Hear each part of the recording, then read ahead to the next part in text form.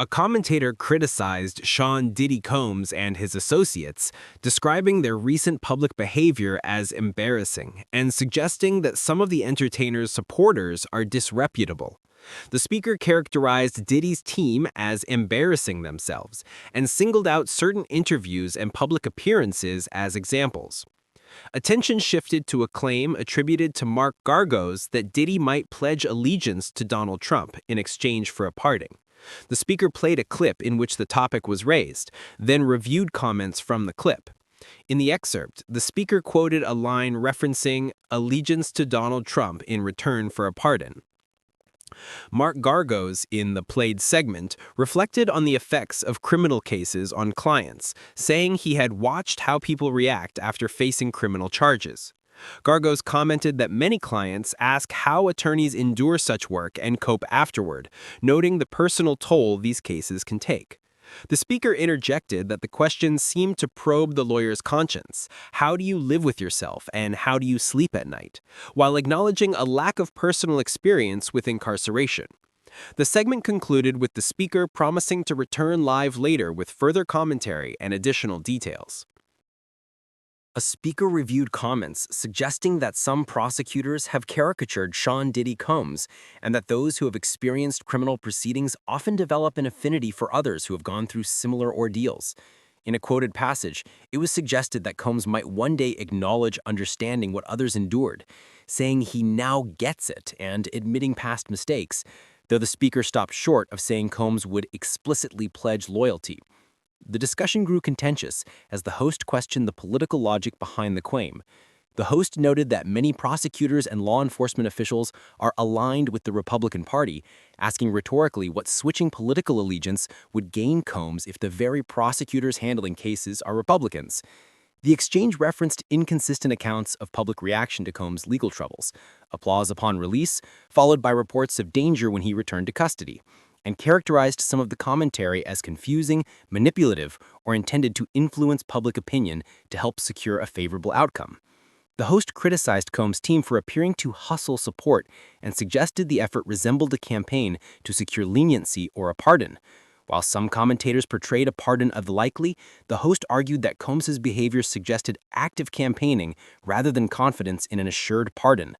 The segment further suggested that any quid pro quo with former President Donald Trump would require overt submission, characterizing the alleged dynamic as one in which pardons could demand public contrition. The exchange closed with a pointed comparison of perceived standings, with the host asserting that Trump was in a dominant position while Combs was not. Commentary turned toward the political value of Sean Diddy Combs, with the argument raised that even if Combs were to change political allegiance, his influence would likely be limited. The discussion questioned who would realistically attend a political rally for Combs, suggesting that many of his supporters have little history of voting participation. The analysis further claimed that among those who might vote, the decision-making process appeared flawed, with critics asserting such individuals would select weaker candidates. The segment framed the divide as one between those with logic and those without, stressing that neither wealth nor fame guarantees sound judgment. Ultimately, the view expressed was that following Combs' political recommendations would reflect poor reasoning rather than meaningful civic influence. The conversation returned to whether discussions occurred about Sean Diddy Combs offering favorable commentary about the president in exchange for a pardon. The host acknowledged uncertainty, stating no definitive evidence of such negotiations, but noted reactions from guests, including a smile from Mark Geragos, that suggested the possibility had been raised. Commentators questioned Combs' current political relevance, debating whether the entertainer could meaningfully serve as a public surrogate. The discussion included derisive metaphors aimed at the roster of Trump supporters, implying that Combs might be recruited to bolster the former president's base, despite questions about his suitability. Observers characterized the notion as speculative and seemed unsure why Combs would be considered a strategic political asset in this context.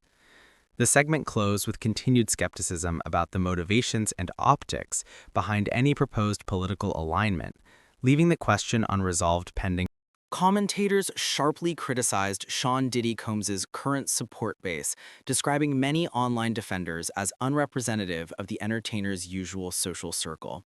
The segment argued that the public supporters who have rallied on Combs's behalf are unlikely to match the celebrity's preferred company or appear at his private events. Observers suggested that, despite vocal online backing, Combs would not personally associate with many of those supporters. The discussion questioned what political value Combs could realistically offer to a figure like Donald Trump, noting that Trump already commands a roster of committed and well-known backers. Analysts asked what voters or political capital Combs could bring to the table, and whether any such contribution would be meaningful to a future ally.